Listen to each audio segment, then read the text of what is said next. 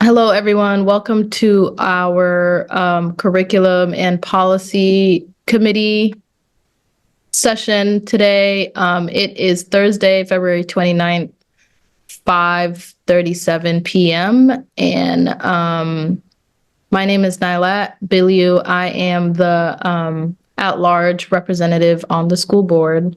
And maybe we can do a round of introductions since we have some new folks.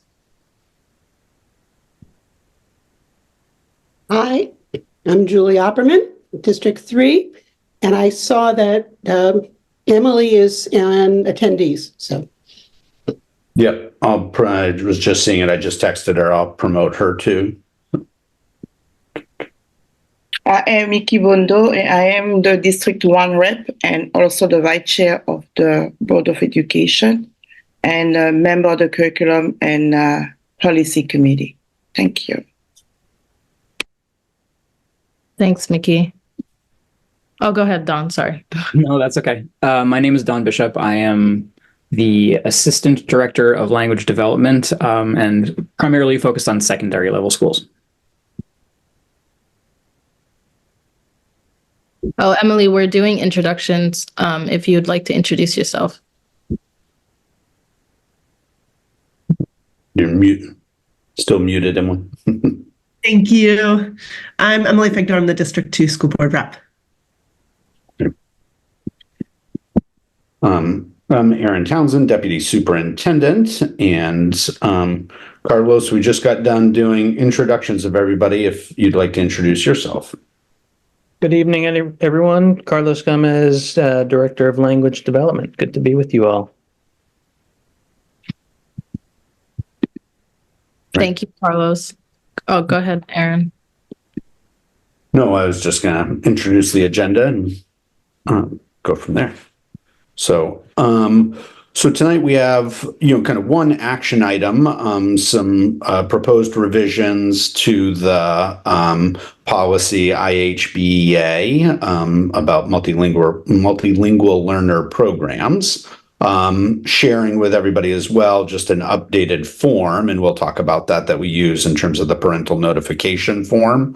And then I think we'll end up spending the bulk of our time. We have Carlos and Don are ready to share kind of an overview of the LAU plan and kind of the components and what that means for kind of our programming. We'll start with a little bit of just kind of level setting on kind of a little bit of profile of our multilingual learners, who they are, where, languages they speak, where they are in our system, language proficiency levels, things like that. So we'll start with that. And so that'll be generally just a discussion item.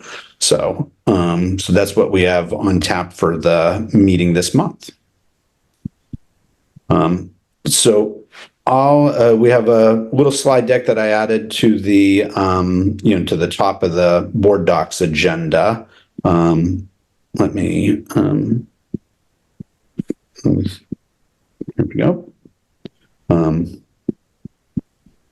So I'll step us through it, through this here initially. So as I said, we're hoping to approve some revisions to policy HBEA, and then we just want to review the updated form we're using for parental notification. That does not require action. We've, for a variety of reasons that we'll talk about, we've been using the updated form for some time, but want to make that current on the board docs and so forth. And then, like I said, we'll spend most of our time talking about the LAU plan and our EL programming for multilingual learners. So if everybody had a chance to review, sent out before February break, the proposed revisions for policy IHBEA. This is a policy that had undergone a fair amount of revision back in, I believe, 2020, or just prior to that. At the same time, we did significant revisions and updates to the LAU plan. But there were a few additional revisions that it made sense to include at this time. So there was some changes that you might have seen in there that were kind of updating our language for just kind of clarity and communication purposes. But the main one is shifting our language from the notion of English learners to a broader framing of the use of multilingual learner. So using that throughout, and we'll update the title of the policy as well once we move through this adoption. So, wanted to share just a little bit of a framing that's kind of been driving that came from that as well was kind of enshrined from the Department of Ed. This is not the same as the kind of like legal updates, but certainly aligns with our values as we try and be inclusive and think about the, all of the assets that all of our students are kind of bringing to the table.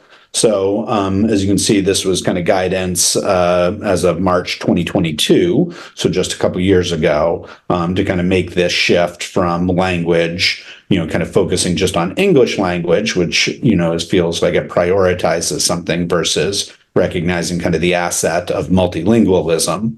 So we've been, this is an opportunity to kind of update this piece. We've certainly been making that transition in our language kind of in practice within the district for, the past, couple years. But just this was a good opportunity to kind of make that change within the context of the policy.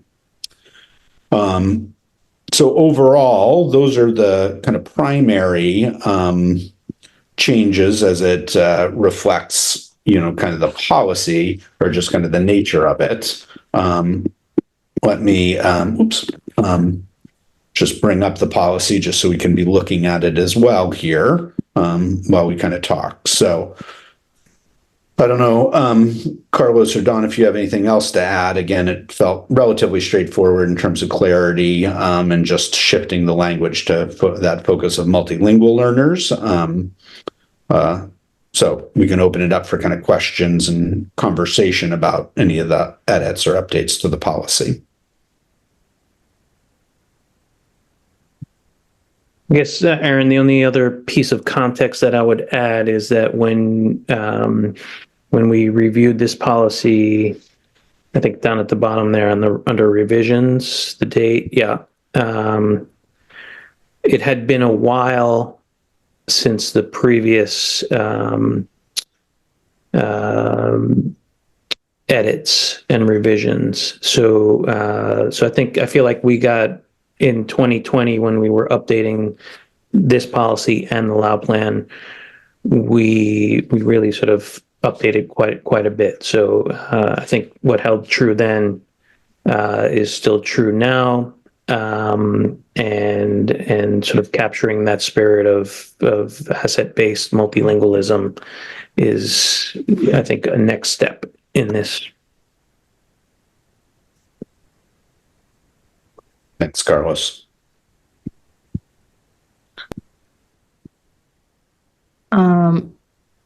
Yeah, so I guess we can open it up to discussion if anybody has anything to say.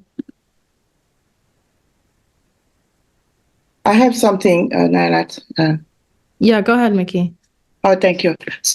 Aaron, so when I was reading this earlier, I tried just to understand the line of the parent involvement here. I think it's kind of a little broad, so I just want to understand. So what kind of opportunity for parent involvement? I mean, it should be any kind of involvement, or they are part of the program or any kind of education? Because when we talk about education, it's broader. So for that, it's more specific to the multilingual students. So I try just to get a little more details on what we mean about that language here, the narrative here on the parent involvement. It's just the meaning because they value the education or they're really playing a role in that specific program as well. Yeah. I mean, Carlos, is there something specifically from the LAO plan that would be useful to kind of put this in context with in terms of expectations, parent engagement, parent involvement?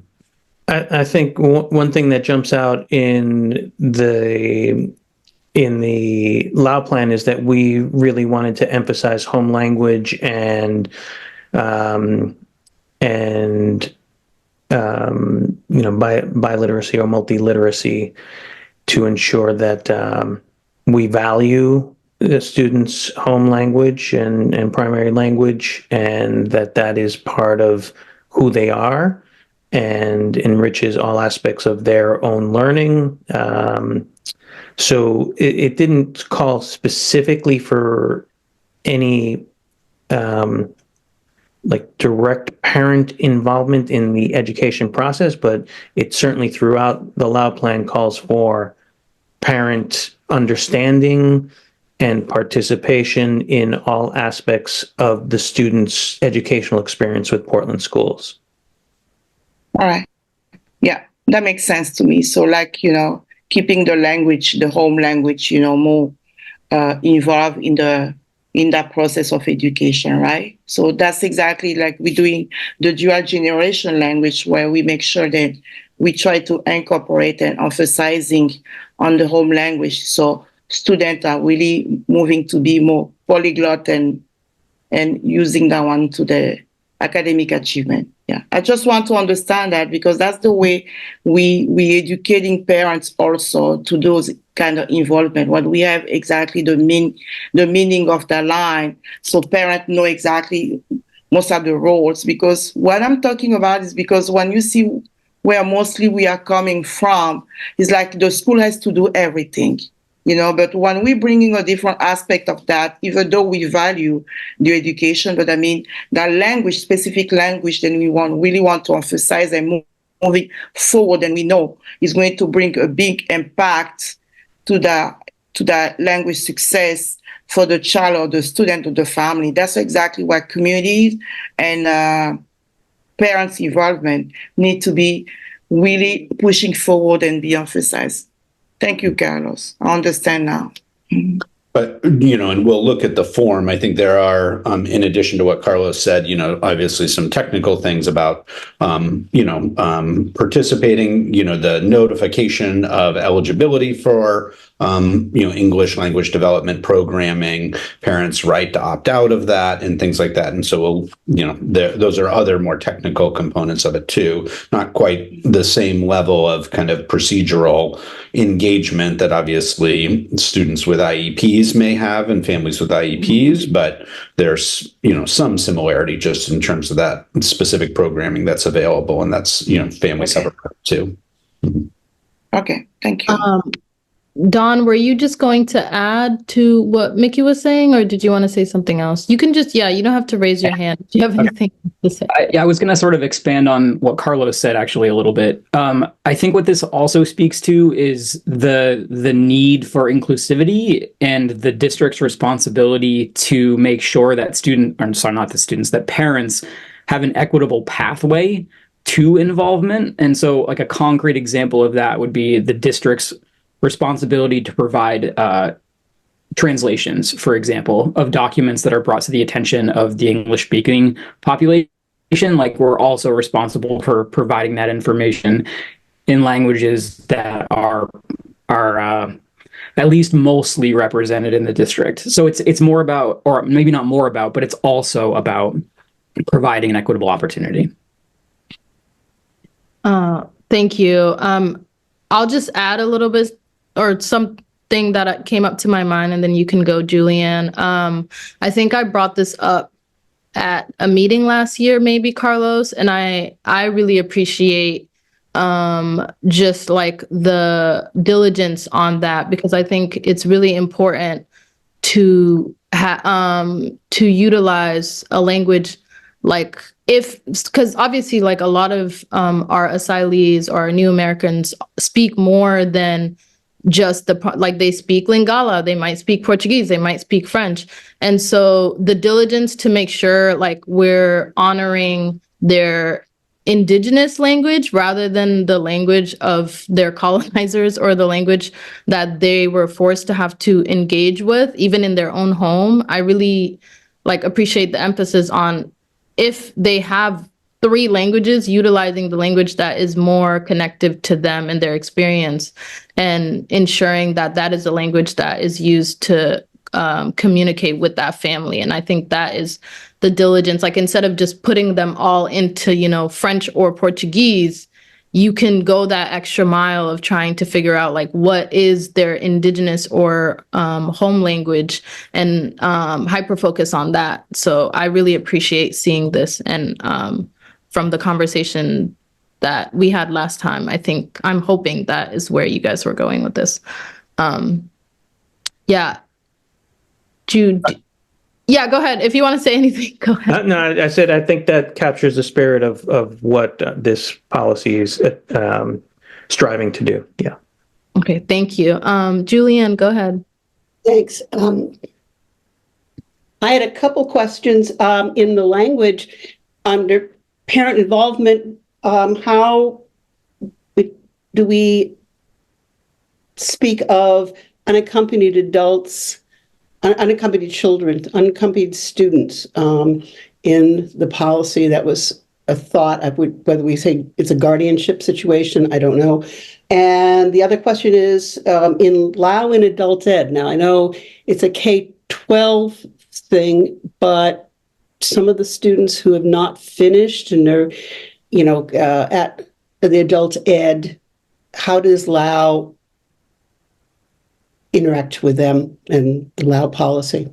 Those are my questions. I think just to the notion of like unaccompanied minors and youth, we would look to the policy that we worked on, I think earlier this fall, right? In terms of guidance there, certainly no student is ever disadvantaged if they're in a situation where they don't have a parent to kind of represent, and certainly we have a number of students at the in the upper grades, right, who are in that situation. So this is, so there's no, as I don't think you're exactly asking this, but, it's for parents that are engaged, kind of the expectation for involvement. But, if the student is in a situation where they don't, we utilize the language and guidance through the, educating the students who are experiencing homelessness policy to kind of guide how we continue to support them. So it might be a person that is not speaking the same language as the student. That would be in local parent. I don't know the legal setup, but wording for it. But I just wondered if it shouldn't be a little bit more explicit here, so we understand where those students fit. Because I don't know in this particular case how that. The language in the homeless, not homeless, the other term we use now for that, but I'm wondering what that would be, how that fits in with this policy, if it's close enough, and you know them better than I do, Erin. Mm-hmm. Yeah, I hadn't thought to cross-reference that. We can certainly kind of go back and take a look at it to just ensure kind of that that's acknowledged. So, okay.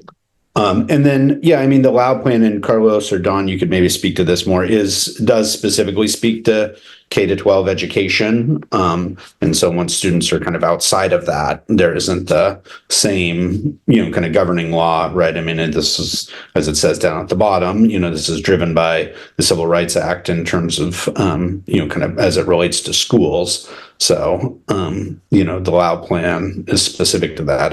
Carlos or Dawn, please. But related to that is the special ed students that might be going on until they age out. Sure. Mm-hmm. So that was just part of my. I think that as an example, the Lao plan explains that we must annually assess students' progress towards English in all 4 reading, writing, listening, speaking domains. That decision is left to the states to decide what measure, what tool to use, what assessment. So in Maine, we're in 42 or 46 other states use Access, but for students that are in adult ed, they're not bound by that annual assessment with that particular measure, and they have a whole other they have an intake process that's related and similar to ours, but it's unique to adult ed. So this Lao plan in this policy refer to what we use through high school. And Julian, or member Opperman, if a student, I would say, for those students certainly who have an IEP that we, may stay enrolled through, age 22, those are still part of our kind of K-12 universe. So, if there are duly identified students in that, kind of domain, I mean, they're likely taking the alternative form of access. They're not taking the same access. There's, a different version of that. But just like there's kind of the alternative, some of the other alternative assessments for students with, kind of significant disabilities. But those students would still, because they're still enrolled in PPS as a K-12 student.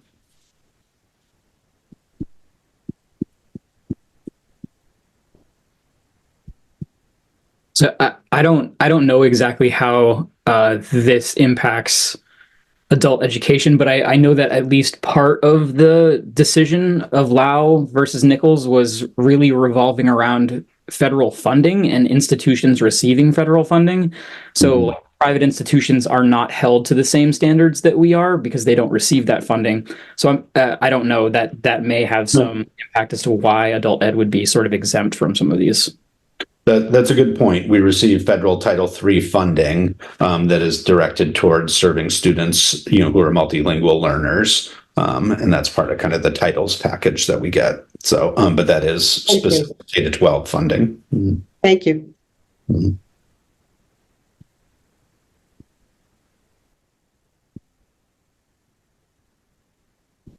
Okay, if there aren't any other questions or discussion, we could, we would like to update it so that the language kind of reflects those values of multilingualism.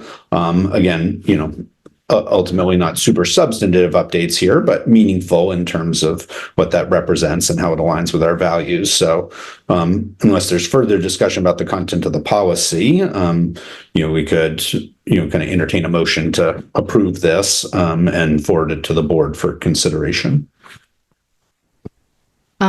Yeah, I think is there anybody else? Emily, did you have anything or?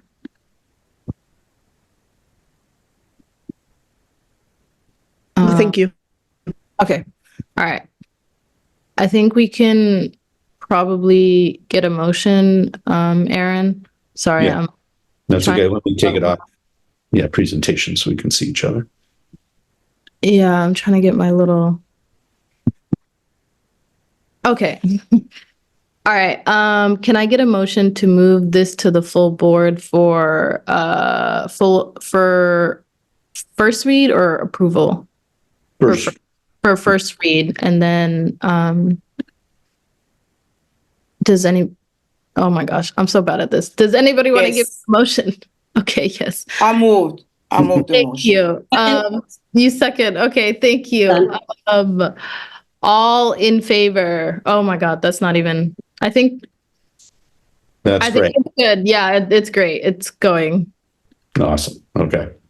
Not the best with procedural anything. So Yeah, getting the job done. Yeah.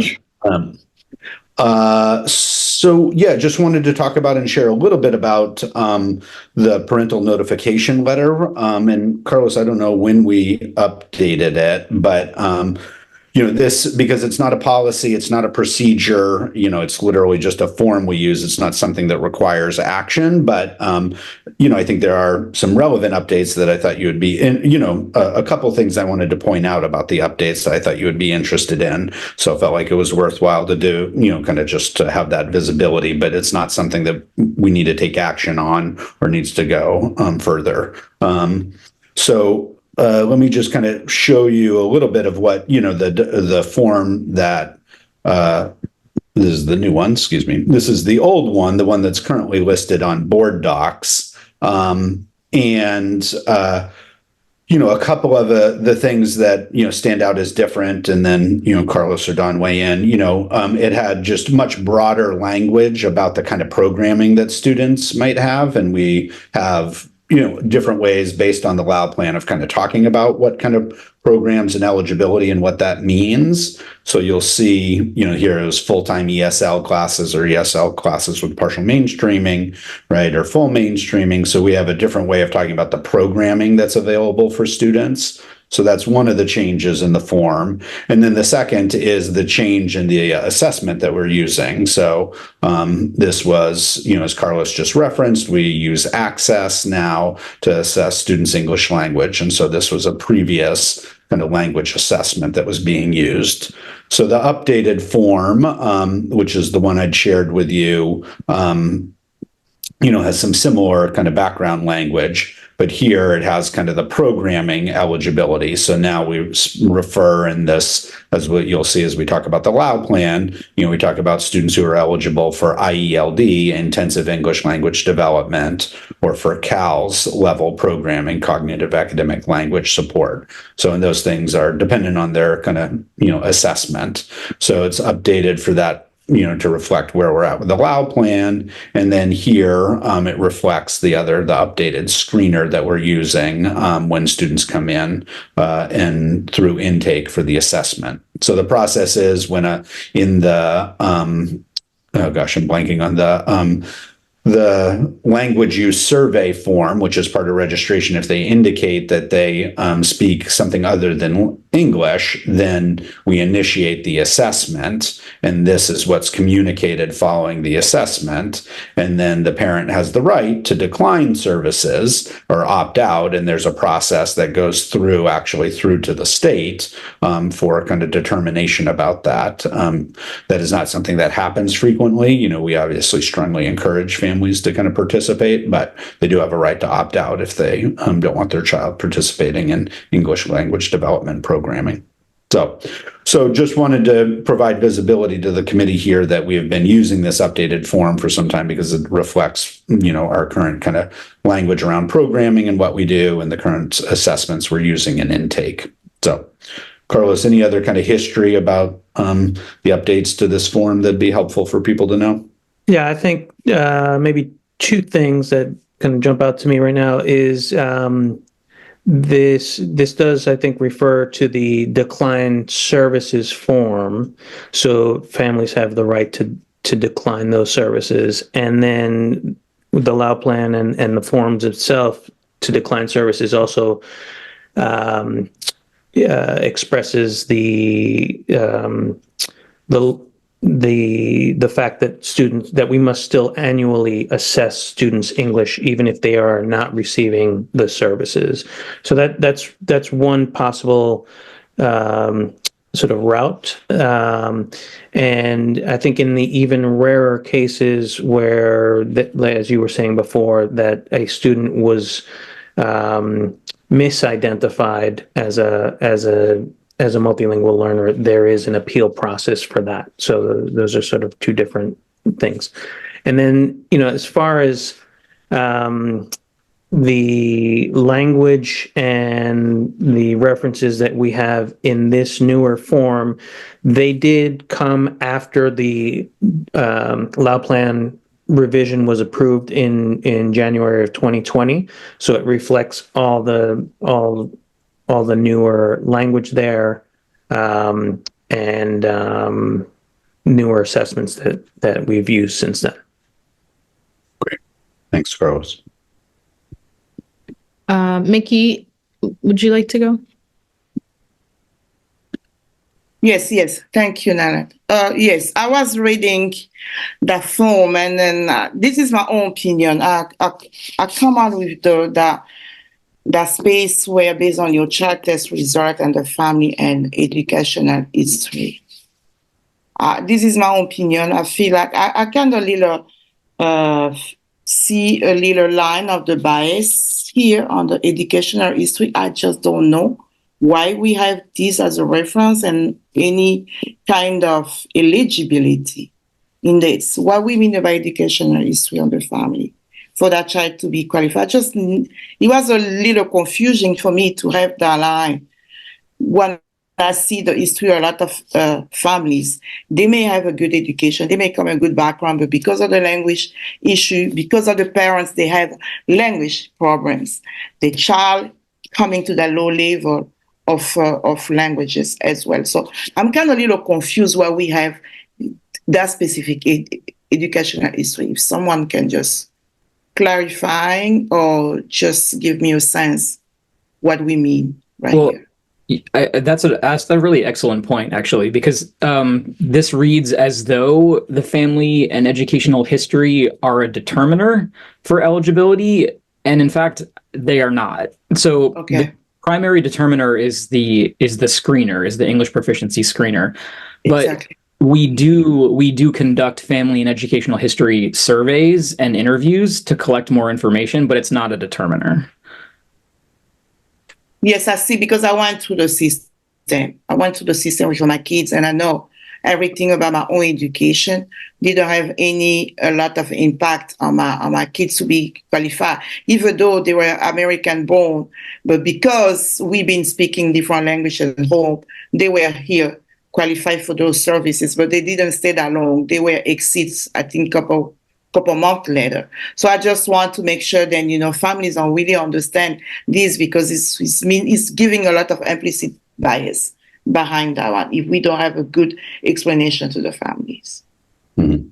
Yeah, and that's a good point for, it is really the child's test result of that, on that screener. That's Okay. the determiner.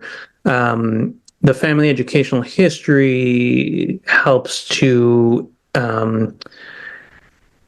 with the transition of the student into the school, potentially could help with the scheduling of the initial scheduling of the students' school schedule and a number of other factors. But in terms of eligibility, it is that one test result. So I'm not sure if we need to kind of put some commas in there or move it to the next sentence. There might be something. Yeah, maybe. Yeah. Yeah. All right. Thank you. Something to be taken into consideration as well. Thank you. Thank you.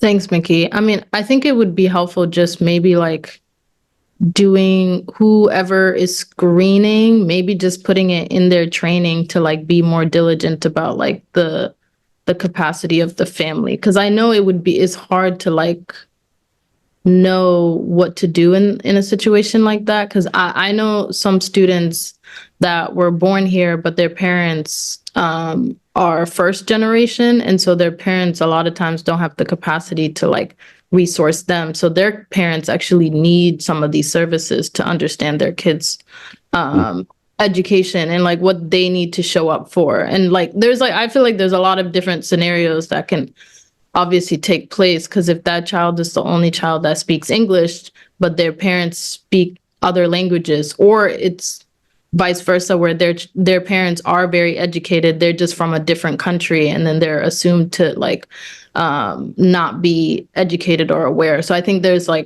could definitely be some training around just the different what's the word, like situations that can occur. Yeah. Or backgrounds. And we haven't, maybe Carlos, maybe it might be helpful just for a moment here to describe kind of the, who's a part of the intake team and Mickey, like you're saying, I know you actually experienced it. I mean, we have two staff who are, kind of responsible, right, for engaging families with this and kind of going through these processes. So I don't know, Carlos, if you want to speak to that just a moment, just people sense of how that happens. Yeah, and I think in a nutshell, we have an ESOL teacher who is an assessment specialist and does the screening on the WIDA, using the WIDA screener, which is sort of the same organization that does the access test. So that change to that new screener is aligned with the summative annual assessments that we give. We also have somebody in our intake team that will have a conversation using an interpreter often, family community engagement specialist, usually from certainly linguistically, perhaps even the same cultural or national origin, and just to understand sort of the student's education journey, that helps to kind of give some context to the receiving school, to understand what the student has completed in their home country, maybe the nature of the school or educational experience that the student has. Talks about the various siblings, to understand that relationship in terms of academic growth, and just kind of begins to piece together a picture that for a receiving school, they can make sure that when they do the meet and greet, when they do the scheduling of the students, that if a student was particularly gifted in math in their home country, that we kind of don't lose any time or ground in figuring out what is the math skills that they have, and can put them or begin to kind of assess more deeply that math knowledge, or place them in the correct setting, or so it helps to give a context for the student. Yeah. Yeah. Anybody else have any questions, concerns, input?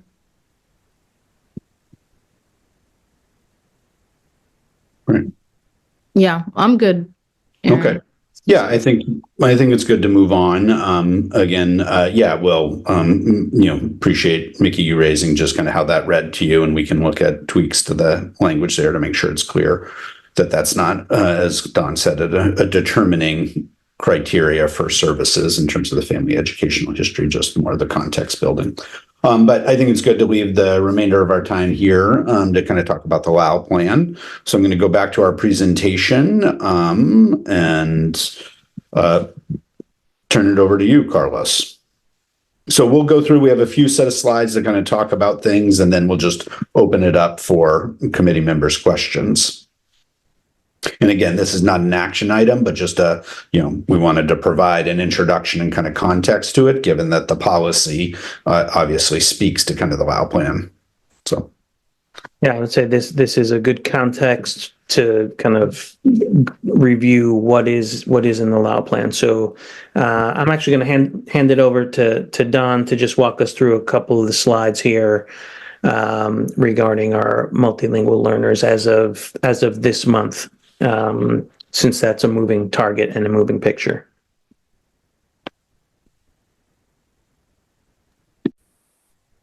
Sure. So who are multilingual learners? Are we going to move on to the next slide? Can we go on sorry, I don't have control over that. Here you go. Sorry for just driving. Yeah, that's okay.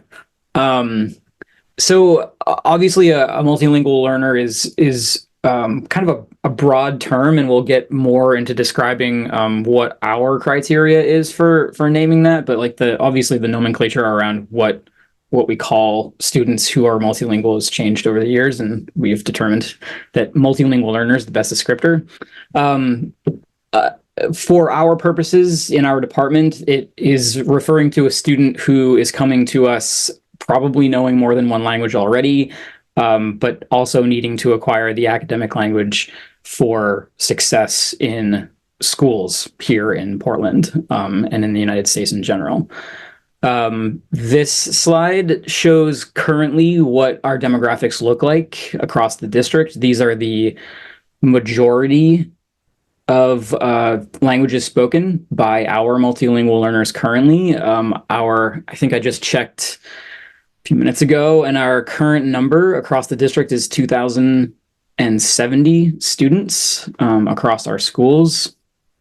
I don't know if you have any questions, comments about this slide before we move on. I would just add that the Portuguese speaking population has steadily increased over the last months, years. Yeah, that's exactly what's my question. I'm sorry, Karas. Can we just have an idea about the growth of the Portuguese from maybe if it's not today, maybe if we can have that one. I was going to say, we're gonna have the workshop next week on the school board for the law plan. well, Maybe no, I do want to it's the talk different about. things. Well, I do. Well, we can talk about that at the end. I did want to talk through how to manage Okay. that kind of thing. But what I was thinking to your specific question, Mickey, is we have maintained, and can put in the board update, over the past 20 years, how the numbers would have been the kind of top 5 languages and how they've changed over the years. And it's to the point, it's a fascinating document and really reflects, the different waves of, either refugee resettlement and now more recently asylum seeking families. And so I think that'll be the most interesting tool to see the kind of changes over time in terms of the home languages of students. Okay, thank you. Yeah, and I think Carlos would probably be in a better position to talk about the trends specific to Portland. I haven't been here quite as long as Carlos has, and so I haven't personally experienced the shift in demographics. But I mean, I think just generally speaking, in the state of Maine, demographics have shifted, especially over the past 5 to 10 years, pretty much everywhere. Was there a question for Emily? Did we want to? Yeah, I'll just say as Mickey, when I think when you and I joined the board that there were Portuguese was not one of our major languages. And so just interesting during our experience, we've been now on the board. This is our 6th year to see such a change in the population. Exactly. Yes, Emily. Yeah, you're right. Yeah, I think that resembles because that's mostly that's how many people we've been getting, which is kind of insane. I think always reflecting that back to the amount of asylees that we have now or that we've been getting in the past couple months should already just show that it is a problem or not a problem, but it's something that needs resources, needs accessible resources. I'm wondering if both with French and Portuguese, if you've done some of that work of figuring out if those households are also Congolese or Angolan, or if they speak Lingala as well. Again, I think Carlos might know specifically better about that. My own personal experience is that a lot of these families do also they're multilingual families. They're not speaking one. They're not speaking one language. I think what I've noticed in trends has been that they speak Lingala and Portuguese, and or Portuguese and French. Okay. Yeah. And it's sort of part of this. I will say that sometimes it's hard to put these into demographics because it's hard to record things more than once. But, when we ask what language they speak, they'll probably just put one language on the language. Exactly. Yeah. And so we're not necessarily getting all of the data that says, Lingala, French, and Portuguese. Yeah, that's true. Yeah.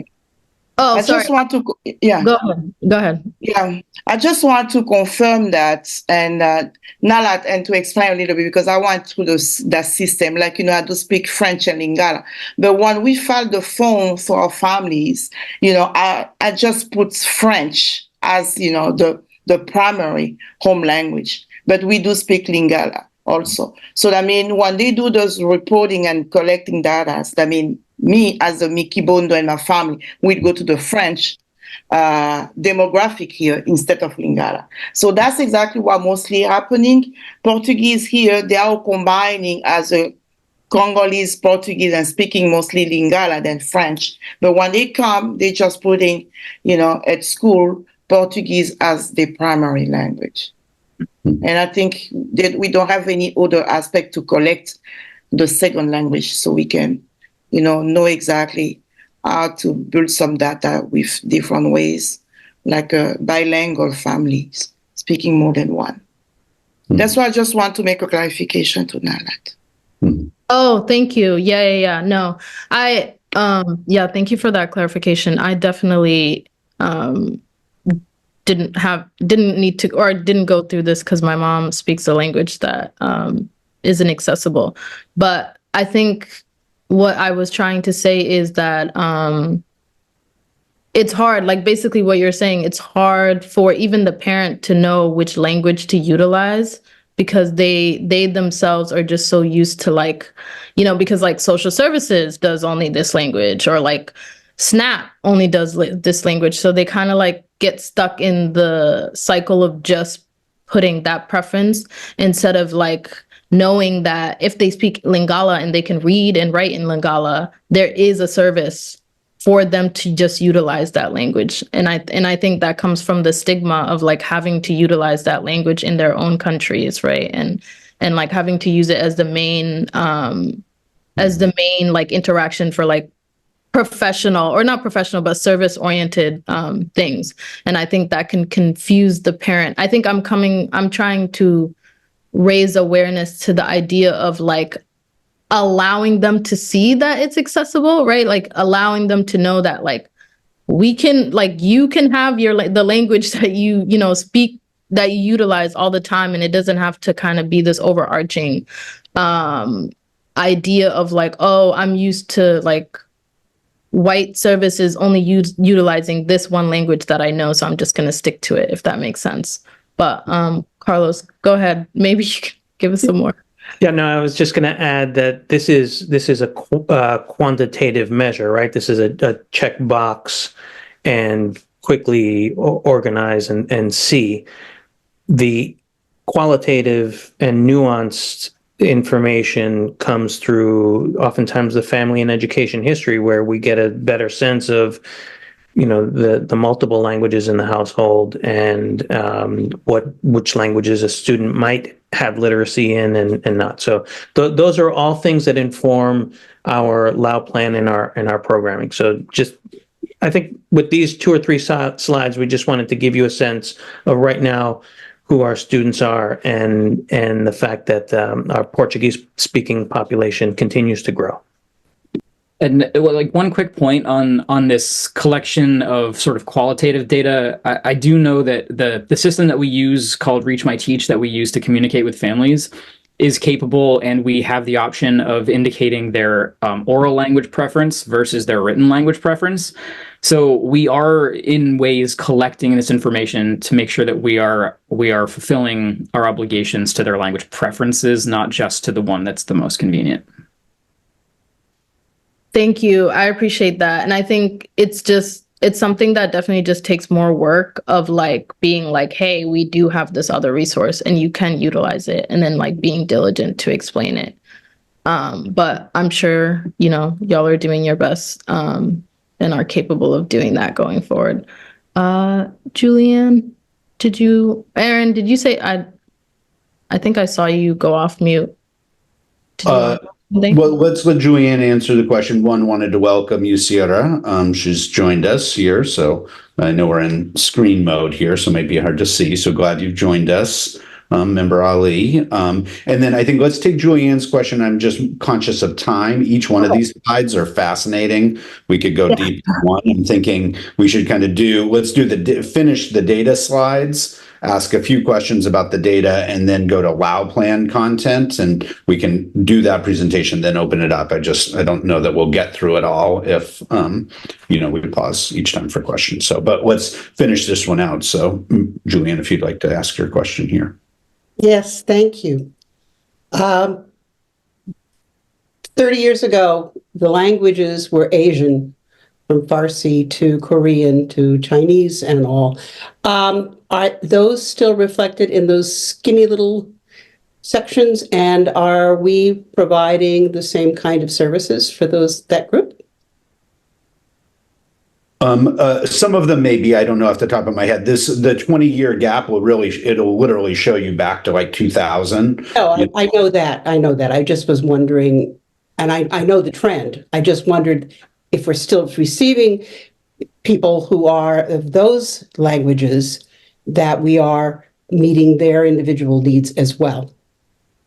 I think if Grace Valenzuela and the multilingual team were here, they would give you sort of a historical context here. But essentially, for students, if we have a language that's represented in, I believe it was up to 50 students, then we try to have a family community engagement specialist that speaks that language on staff. For, if it's less than that, we use community interpreters, language line, and other tools. So I think we're able to cover most languages, but they would maybe have a more accurate. Right. I think we currently have a half-time Vietnamese and a very part-time Khmer family community specialists. Yeah. Used to be full-time, but Go ahead. Sorry. I was just gonna add that. that's it. We should probably move on, huh? Yeah. So, how many slides do you have, Don? About 20? Aaron, can I do this? No. No, I'll move. No, it's not 20. So this next slide just shows a breakdown of the number of students that we currently have per school. As you can see, Deering and Portland High stand out as having relatively, large numbers in comparison. Reiki is also a large percent of our population.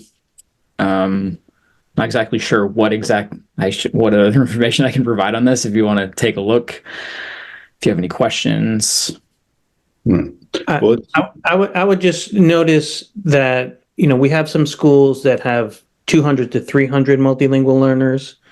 We have some schools that have 100 to 200 multilingual learners, and some schools that have anywhere between 320 or so students to 100. So, the multilingual and ESOL programming looks different in all these schools based on the principles that we set forward in the LAO plan. So this was just an idea to get a sense of the variety, not only of home languages, but school settings in terms of our multilingual learners. Right. So to expand on that a little bit too, is that, so the staffing in each school obviously will look different, dependent on the need in that school. The services, for the most part, though, are all following the same guidelines. And so we're responsible for providing the same services regardless of how many students there are per building. But they do look different at times. So this is a breakdown of the number of students that we have per proficiency level. This might seem a little jargony, but for the most part, it's just separating proficiency level out 1, 2, 3, and 4. For some context, to the state of Maine sets the exit criteria on the access test, and that criteria is a 4.5. So once a student has achieved a 4.5, they are no longer considered a multilingual learner. So that's why nothing here exists beyond that. The scores can go all the way up to 6, but we stopped testing them at 4.5. As you can see, an overwhelming majority of our students currently are at level 1 and level 2. Which, if you remember from our previous slide or from another form that we looked at, those students are considered IELD students or intensive English language development students, whereas the students who are levels 3 and 4 are considered CALS, or the cognitive academic language support students. I think maybe on the next slide I can go into. Were there any questions about proficiency levels and the difference between those? I know, Carlos, you had wanted me to touch on the difference in services between those two. I think we can get into that when we talk about section 4 of the LAO plan. Sure. So this next one, just in general, I think that without, reading directly from a slide, I think the main takeaway here is that a multilingual student is not a multilingual student. There's a lot of diversity within multilingual learners. Some are born inside the United States, some are not. We have refugees and asylum seekers. We also have immigrants. We have students who are coming to us very highly educated, while we have other students who come to us with limited or no formal education, or limited or interrupted formal education. Obviously, you would expect that the same percentage of multilingual students would be identified as having learning disabilities, which obviously means that we have students who are dual identified. And we also have students who seem to get stuck continuing on as multilingual learners, and we've titled them, I guess, experienced multilingual learners. They're sort of formerly known as long-term English learners. So this is just the end of just kind of the data we wanted before jumping into the LAU plan, just kind of ground a little bit and kind of the profile of what our multilingual learner population looks like currently. Are there any questions about the data as we've seen it thus far? Any quick questions there before we move on into the LAU plan?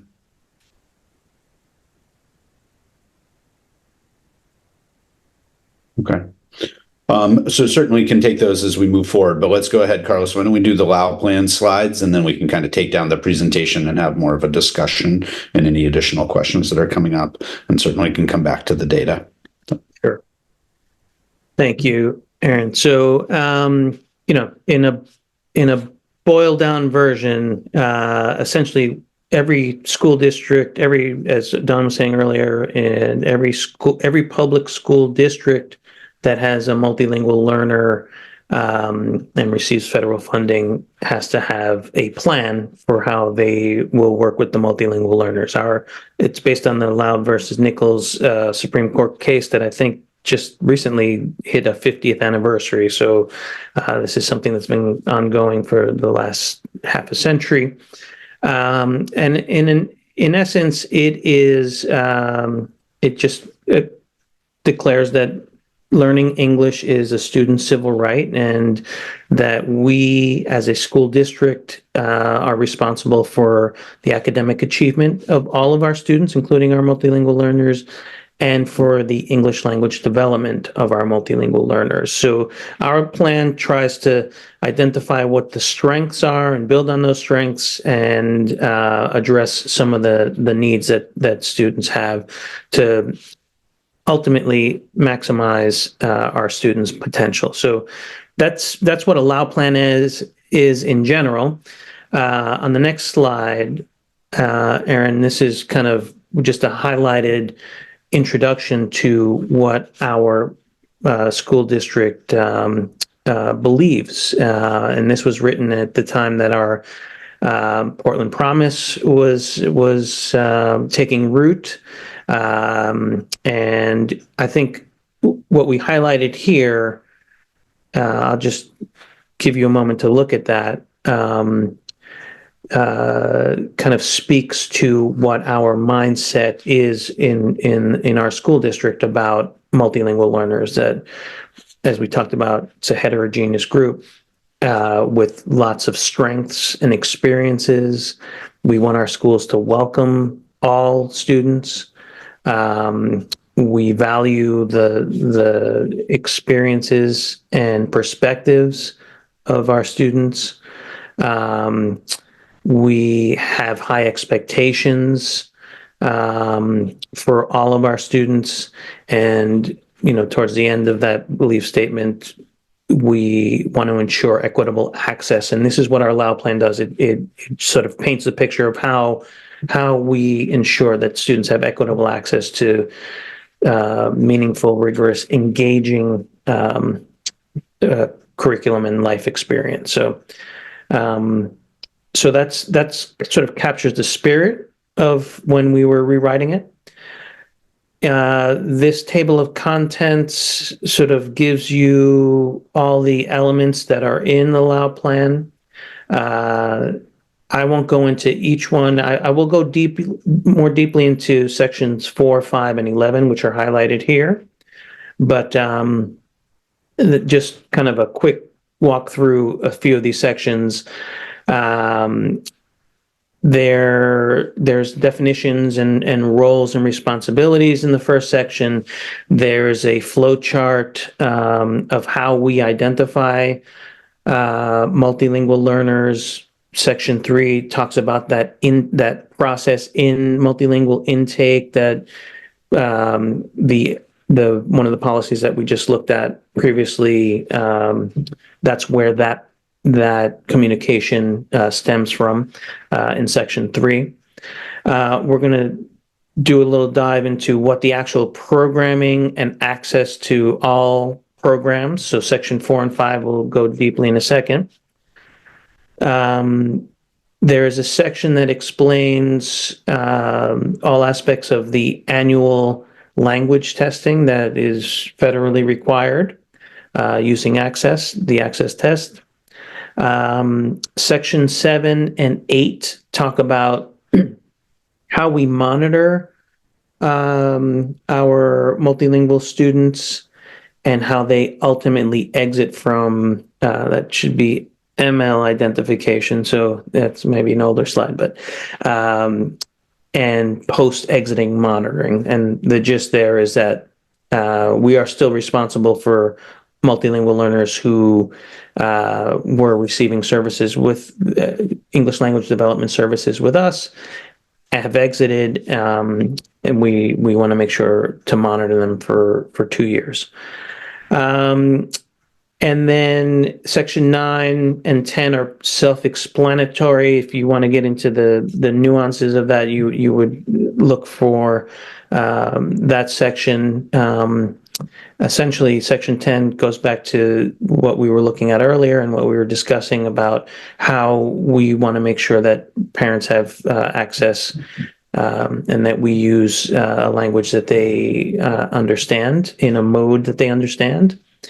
Section 11 talks about evaluating the program in general and how and where we keep records. So that's, I think it's about a 50+ page document at this point, which is just detailed. And again, just before you go into the details of these, we have it all on the website. The link is, should be accessible here in Board Docs. I think I sent it out, when I sent out the materials for the meeting. So, if it's under departments, language development, and then can be found there. So all of those sections and content are available there. Thank you. So we can go into the next slide, Aaron. So the section around English language development programming, just this is what's in that section. And I think what's important for us right now, that's impressive, Julianne, that you read the whole Lao plan today.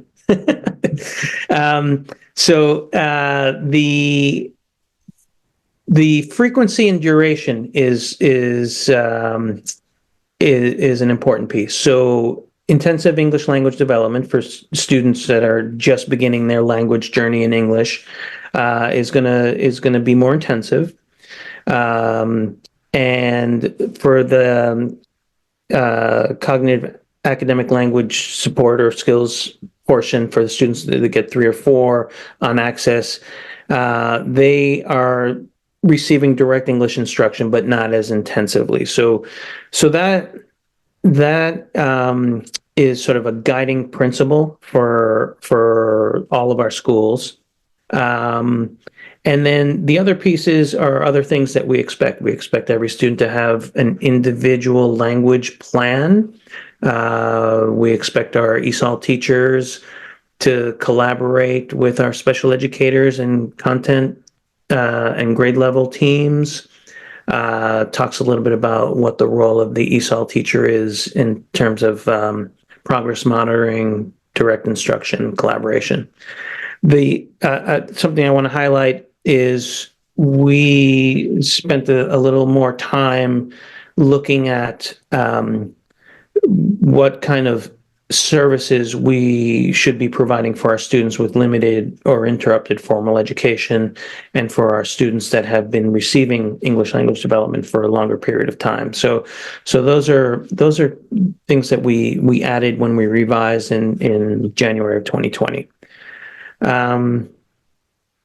We can go to the next slide. We'll just go through these three sections here, and then we'll finish it up with some questions. So Section 5 essentially says that all of our multilingual learners have access to all programming in our school district. And this particular section kind of goes through students with individual education plans or that have specially designed instruction through special education. Among other things. And this is a growing field. It's a complex field. It's something that our school district has taken a lead on and brought to the state level. It's something that our various states are wrestling with. I would say it's a fascinating growing field in terms of neuroscience and all the other research that's happening. So I'm proud to say that our school district helped, some of the work that we did over the last 5-10 years has helped kind of the state identify a couple of key things here too. So, but it is ongoing, and it basically walks through the process for identifying gifted and talented students in our multilingual community. What are some of the things that we should be considering in terms of our services, and really kind of an expectation that anytime a multilingual learner is part or the focus of a team meeting of any sort, that an ESOL teacher and somebody who's knowledgeable and well versed in the second language acquisition or third language acquisition process is present. Yeah, and then Section 11 is sort of our evaluation or program monitoring as a whole. So there's individual student monitoring, there's sort of school level monitoring, or evaluation, and then there's sort of district level. How are we doing? How is an individual student doing? How is a school doing with all of its multilingual learners? How are we doing this as a district? And Section 11 kind of paints a few concrete measures that we are looking at on an annual basis to ensure that we're meeting our expectations for working with multilingual learners. So I forget what the last slide was. Yeah. So just some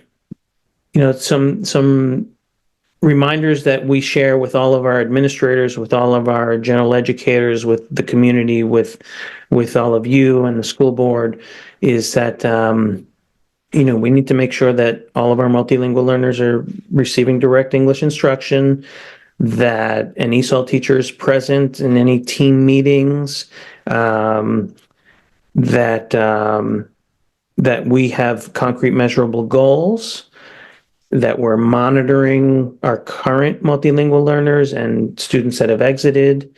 And ultimately where we want to be is a place where there is no difference between our multilingual learners and our never multilingual learners or English only speakers in all aspects of our district's academic and extracurricular program and participation. So that would be the ultimate measure of where we are. So I think that's the last slide, Aaron.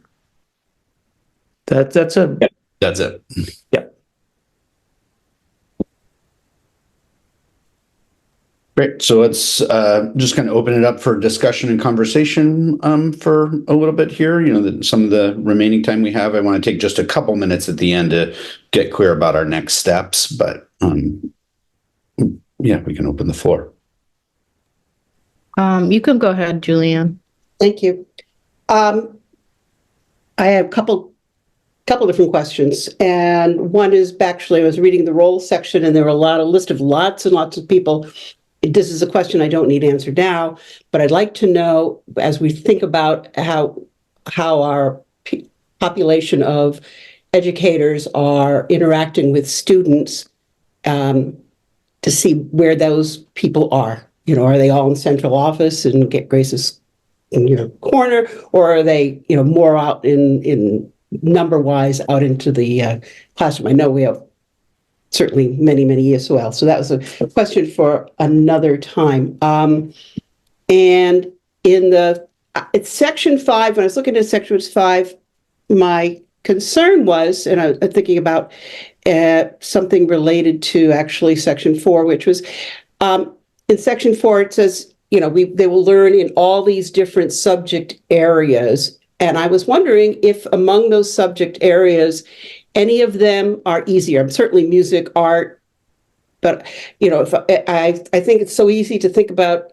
English learning as being happening in an English class, okay, or and so I'm just wondering if content, the curricula in the various other contents, somehow ties in and has some dynamic that connects with. Not just the Cal language, Dawn, but the other, content that might be, I guess the term is culturally related, that might pull in student into learning, into wanting to know the language. And I have another question, but I can stop there if that's a good time. Yeah, I think that I don't know if I would say that there's a subject matter that's easier necessarily. I think that subjects that lend themselves to embedded context can be easier to approach, like as opposed to decontextualized subject matters, like talking about something that happened 500 years ago is more difficult to understand potentially than something that you can tangibly hold in your hand. But I think that what you're referring to probably comes down more to instructional practices and how a teacher brings context into a classroom, and how a teacher might make something engaging or interesting and motivate students to want to learn about it. And I think that that's an essential part of being an ESOL teacher. I think is to bring that into a classroom to make the language easier to acquire. But I'm thinking of all the non-ESOL teachers, or I think that connects to what we were talking about on Tuesday night around the resolution that you all passed around credentialing all of our educators to work effectively with multilingual learners so that they can do some of the things that Don just described and that we talked about on Tuesday night, to make their content another opportunity. They should have multiple opportunities to be learning English throughout the day, as well as a direct English instruction class by a certified ESOL teacher.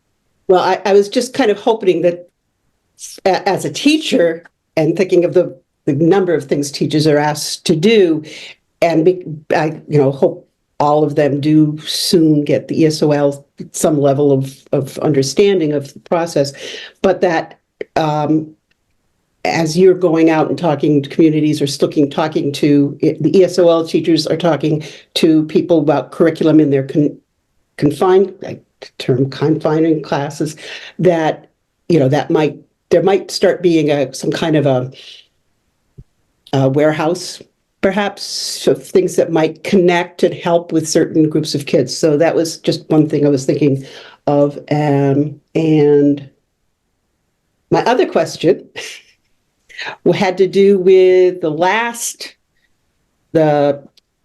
meeting goals, the evaluation program, and I wondered if at some point we could have the actual number breakdown on those. How are we now monitoring that so that we can see progress being made in all those different areas would be awesome. That's it. Yep.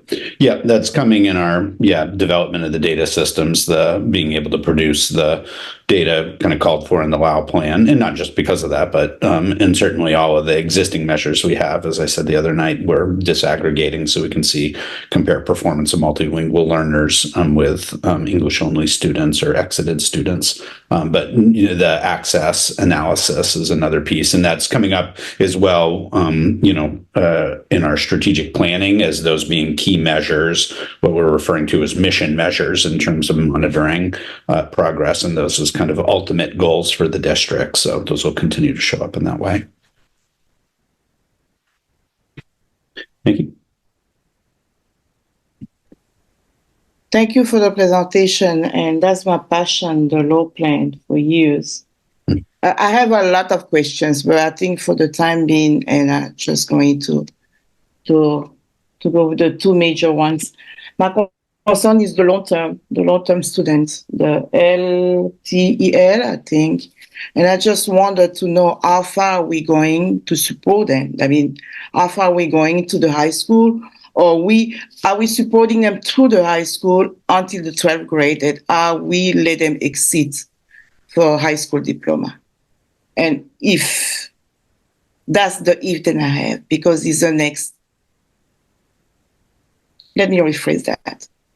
How long we are supporting them for the language, because those are long term, and what we have as exit for them to graduate at the end of the high school. That's number one. And the second question is the chapter 104. I think is the section 5. And I just wonder about the gifted and the talent program. When we started, it's just when we have the law plan, when we voted for the law plan, or we used to have the gifted talent program. And if we had it, or if we didn't have it, and we started now for the chapter 104, what kind of assessment do we do?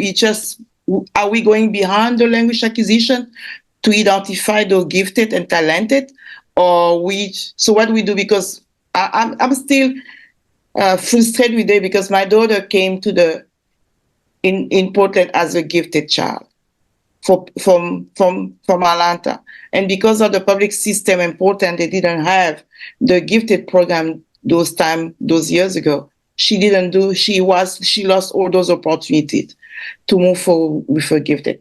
So I just wonder, how do we assess it? And if we use only the language, the language, or we have a different way to assess, and those gifted and talented program are the way it goes behind the language acquisition. Mm-hmm.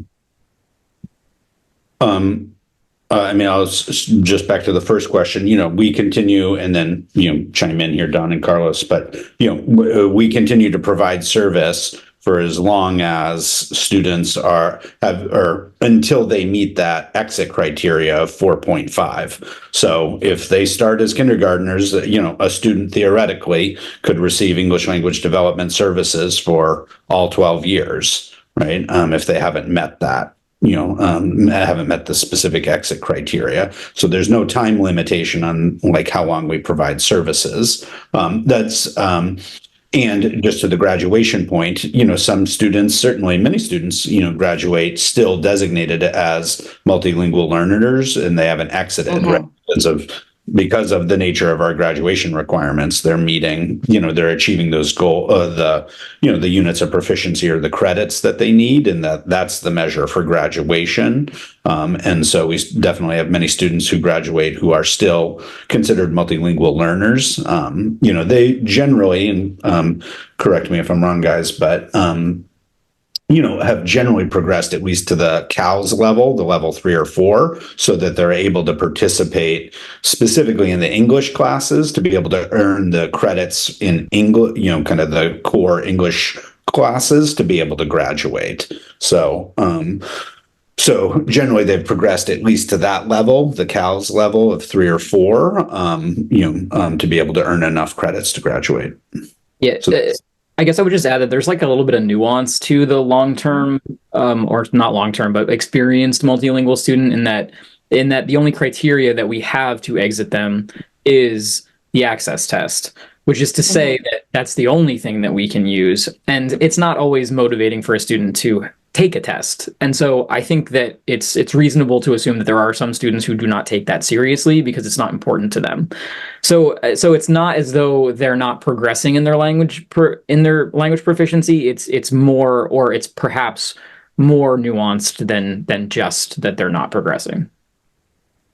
There's a lot to talk about that. I just mean for the time. I'm sorry, Nayat, because that's really a lot. That's exactly why we have a lot of failure and around behind after the high school. I mean, most are colleges.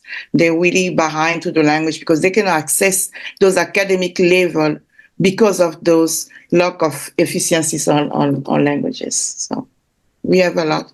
Go ahead, Nayat. Yes. Oh, sorry. I was just going to add on to the conversation that I was actually one of those students. Honestly, I never took the access test seriously because it was just like another stressor on top of like the the SATs and all of the other things I needed to prep for. But because I didn't test out of it when I went to USM, it was like, because that's the program, right? Like when you go to USM, then it like not follows you, but they know that they can give you that support. And USM also has their, I think they have,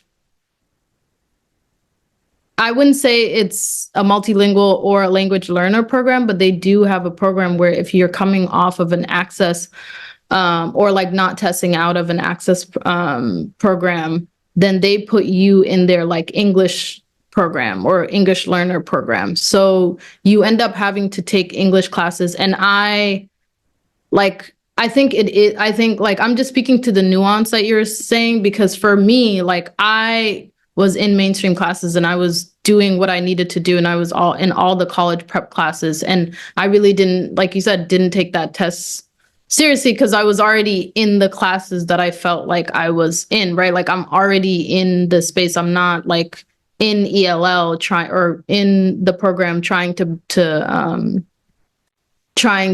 test out. Like I've already tested out. It's just that extra help. So I think it's hard to know like how the capacity of the student, like I didn't really need that English class going into college. But I mean, it was helpful. And I think it's just hard to determine like what the student has the capacity to do if they don't test out or if they're not taking that test seriously. So just adding context, I guess. Julianne, go ahead. Oh, no. Please not. I didn't get the answer for my chapter 1. Oh, sorry. Yeah. Oh my goodness. For the talented. Yes. Go ahead. Follow up on that too. Go ahead. Please answer Okay. Nikki's questions. Thank you. I can take a shot at it, but first I want to thank you, Ms. Bilio, for sharing that perspective. That's very helpful to understand the full continuum of our multilingual learners. Regarding Chapter 104, I would say there are several measures that are used in Chapter 104. I'm not familiar with all of them right now, but some of them include growth in various assessments like the NWEA or Maine through year. And what we've been able to do is also ensure that, for our multilingual students, they may not perform as highly as a native English speaker on an NWEA test if English is their third, fourth language and they're a few years in. But if we, for example, one of the things that we want to make sure is that if a student, a multilingual student experience like a multi-year growth, like if they went from a 1 to a 4 in a year, that would be sort of an indicator to look at some other measures to say, hey, this student really, that's a measure, for example, that a non-multilingual student wouldn't have access to on for Chapter 104 identification. So we're trying to round it out with multiple measures, and we're conscious of the fact that we need to make sure that that our multilingual population is as equitably represented in that group. Okay, just a quick. I'm sorry, Juliana. Just a Oh, quick. you're fine. here. Go. Okay, when are we testing that? Because like my daughter, she was testing to the first grade entry. Mhm. Because some other state does that, like Georgia, they do testing on the entry to the first grade. So how we do here? What do we do here? When are we doing those assessment testing on the gifted and talented? I believe through elementary school and I think some in middle school. Is that? I think that's when it's happening. Yeah. Okay. So we have some follow-up question later, because this is what this is my passion, my focus is about. Thank you so much. Go ahead, Julianne. Thank you. I understand, Mickey, you're concerned about the 104. I mean, we're hearing 104 is not present, and the testing for 104 doesn't have to be language-based. It can be reasoning-based, and that can be done with non-language situations. So it really, there's stuff like that, but I think most of the time, students get into 104 because of their parents advocating for them, and or a teacher notices something. That's my experience in multiple 104 situations. But it would be, you're right, I think they have a standardized test almost more regularly on that piece. But that said, my question on, and this is, I don't understand the access test, is a 4.5 in grade 4. Is it the same kind of language ability as a 4.5 in 10th grade? I don't know how what they test out of. So that's my question, because it seems to me that if you test it out at 4.5, you could, as a 4th grader, you may not be able to do 10th grade work. And that's what my thought was. Right. It's like the test is sort of scaled to be appropriate to the grade or age span. So a 4.5 at an elementary level is, I guess, equivalent to a 4.5 at the high school level, if that makes sense.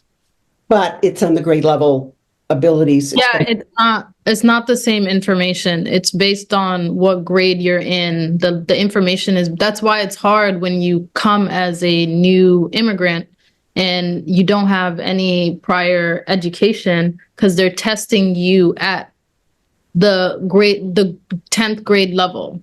And if you haven't done any education that goes up to 10th grade, then you're going to have to do it for the next 4 years and probably on to college. And I think that's the issue, is like the catching up, because like, with your age, you're in 10th grade. And so you're not obviously going to redo all of that, but you're starting at a 10th grade level rather than like working you up into that, if that makes sense. Yeah. One other important note here is that it's not just a general language assessment, it's an academic language assessment. So it's assessing their ability to access the language of school, not just the English language more generally or socially. So it's rigorous. It's hard, honestly. I mean, Did I pass it? I mean, I don't know. I mean, it was hard, but it was Thanks. redundant.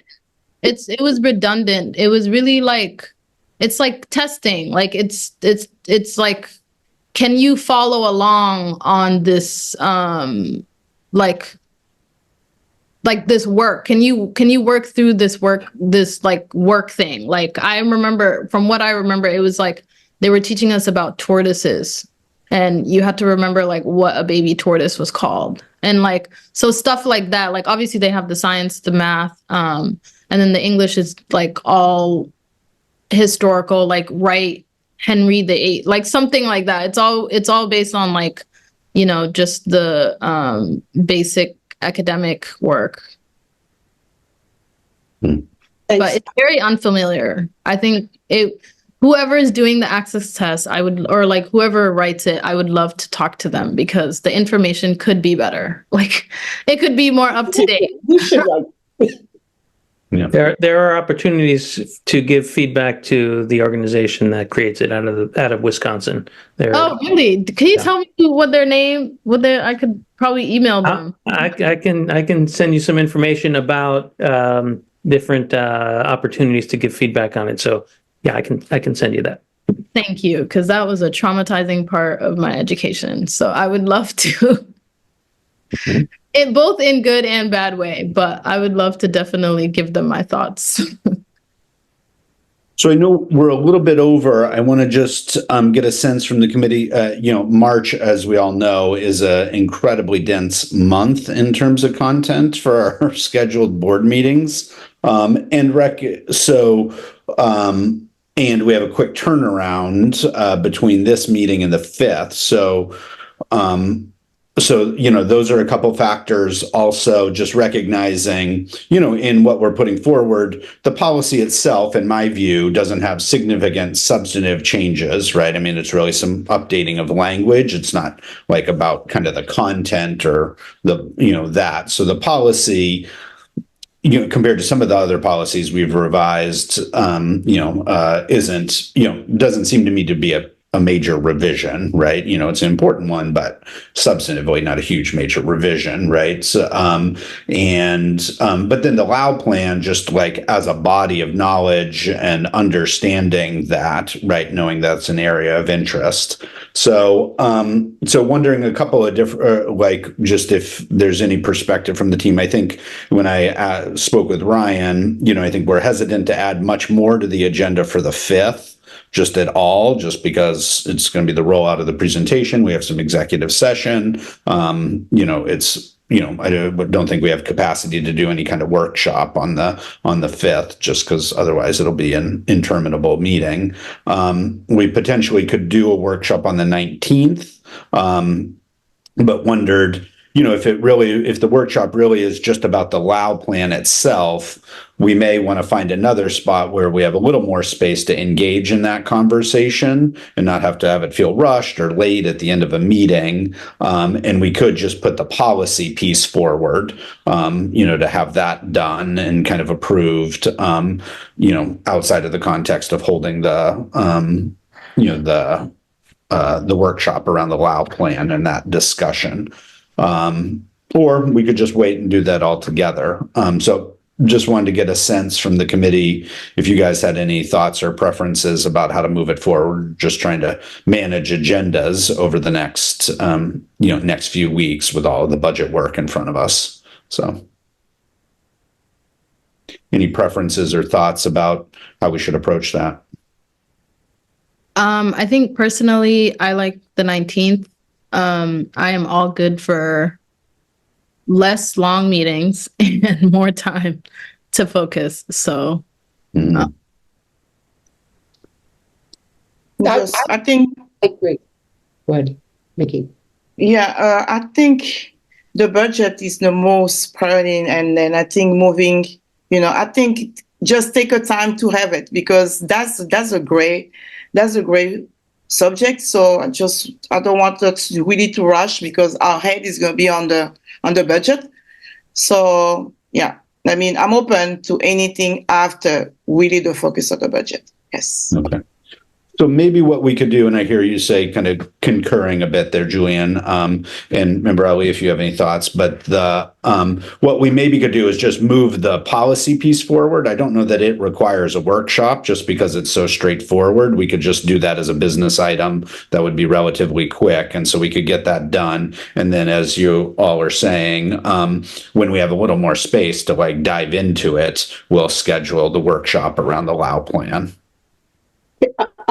On relation to whenever we put the workshop, it probably is not a bad idea to do it before budget approval, just because I think it's the kind of thing that the world needs to know how complex it is. And when we start saying why we spend so much money on it, it really, and for people to understand it. But I would say, I mean, after having read it today, that I would suggest that it be somehow given to the board and the public in pieces. Maybe, like a slide like you had with this section and that section, and just it might get read more by other members of the board. I don't know how to do that. You can figure that whole thing out, but I just think that it's they're not going to, if you put it in a Friday, they're not going to read it by Tuesday for anything. Right. Yeah. So you can figure that one out. And yeah, it's crazy. I just looked at the schedule of extra meetings with the finance committee. So Yeah. It is. So yeah. Okay, so we'll move the policy piece forward just as a business item without a workshop, given that there aren't substantive revisions to it, and we can just keep that process going.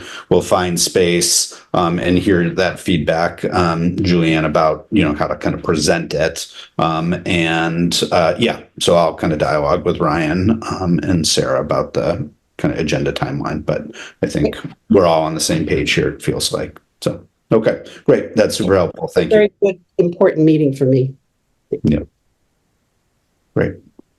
Okay, I think that's it, Nyla, if we want to close out. Okay. I'm like, okay. Just give me. Can I just quickly just say thank you to all of you for your questions and your comments and your experience and your interest in this work. I'm proud of the work that we've done as a school district.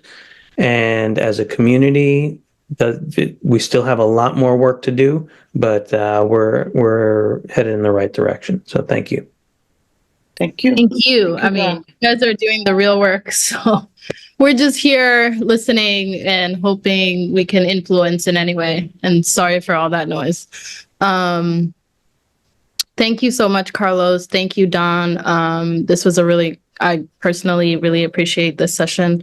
It is 7:13 p.m. Actually, sorry. Can I get a meeting oh my goodness. Karen, please. Motion to adjourn the meeting.